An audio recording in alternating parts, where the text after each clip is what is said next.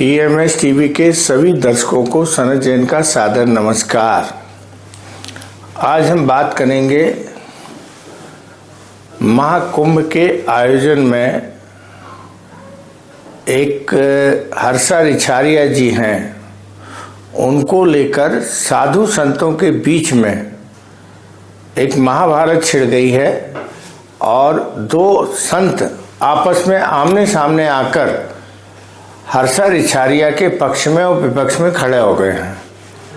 पहले कभी पुराणों में सुनते थे कि कोई मेनका थी जिसने ऋषियों का तप भंग किया था, लेकिन आधुनिक युग में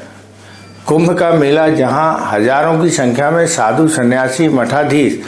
सब एकत्रित हैं, वहां पर एक नई मेनका रूपी हर्षा रिछारिया जो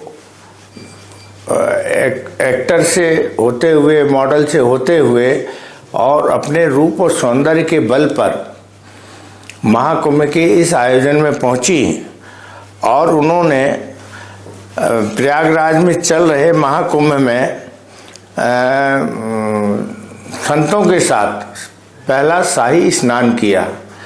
जैसे ही उन्होंने रथ में बैठकर और वो गंगा के तट पर गई, संगम के तट पर गई और शाही स्नान किया, उसके बाद से ही वह सुर्खियों में आ गई थी और बड़ी तेजी के साथ उनका प्रचार प्रसार होने लगा था और उसके साथ ही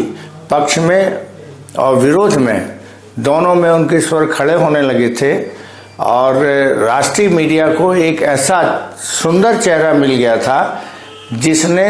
महाकुंभ की कवरेज को एक नई दिशा और दशा दे दी थी। जैसे ही वो शाही स्नान में पहुंची और शाही स्नान करके वापस आई तो उसके बाद साधु संतों में उसको लेकर एक विवाद छिड़ गया था और इस विवाद के छिड़ने के बाद उन्होंने ये कहा था कि अभी मैंने सन्यासिनी बनने का कोई निर्णय नहीं लिया है और मैं सोच रही हूँ कि सन्यासी बनूं या ना बनूं, और सनातन धर्म की जानने के लिए और मैं यहाँ महाकुंभ में आई थी और मेरी इच्छा हुई कि मैं सन्यासिनी बन जाऊं। तो सन्यासी के वेश में उन्होंने शाही स्नान किया और जिनके साथ शाही स्नान किया उनको भी उन्होंने विवादों में घसीट लिया। अब 29 जनवरी को मौनी अमावस्या में फिर स्नान होना है। तो पहले हर्षा रिछारिया ने कहा था कि वह कुंभ छोड़कर जा रही हैं, लेकिन जिस तरीके से उन्हें कवरेज मिली राष्ट्रीय मीडिया में और वो एक विवादों के रूप में सामने आई, उसके बाद लगता है कि उन्हें अपनी हैसियत पता लग गई है कि वह ऋषि मुनियों का भी और ये साधु संत जितने इकट्ठे हुए हैं कुंभ में, उनका ध्यान भंग करके और अपना फॉलोअर बना सकती हैं। तो उन्होंने जो 29 जनवरी को मौनी अमावस्या में स्नान होने जा रहा है, उसके लिए अखिल भारतीय अखाड़ा परिषद के अध्यक्ष महंत पुरी को अब अपने पक्ष में खड़ा कर लिया है। अब महंत रविंद्र पुरी साहब कह रहे हैं कि देखें कौन रोकता है हर्षा रिछारिया को मौनी अमावस्या का स्नान करने से, और उन्होंने उसे अपनी बेटी मानते हुए और उसको ये अभयदान दिया है कि आपको स्नान कराने की जिम्मेदारी उनकी है, रविंद्रपुरी महाराज की। तो उनकी इस घोषणा के बाद से पूरे प्रयागराज में जो साधु संत बैठे हुए हैं, तो उसमें विवाद का विषय हर्षा रिछारिया हैं, जो बहुत सुंदर हैं और बहुत अपना उन्होंने कई मीडिया में कई इंटरव्यू दिए, उन्होंने अपने कई रूप दिखाए हैं। उन सारे रूपों से कहीं ना कहीं साधु महात्मा भक्त सभी लोग अपने अपने तरीके से प्रभावित हुए हैं और इस महाकुंभ में हर्षा रिछारिया, अब धर्म तो एक तरफ चला गया लेकिन मुख्य चर्चा हो रही है हर्षा रिछारिया पे। इतने सारे साधु संत गए हैं, उनके बीच में धर्म और सनातन की चर्चा कम और हर्षा रिछारिया की चर्चा ज्यादा हो रही है।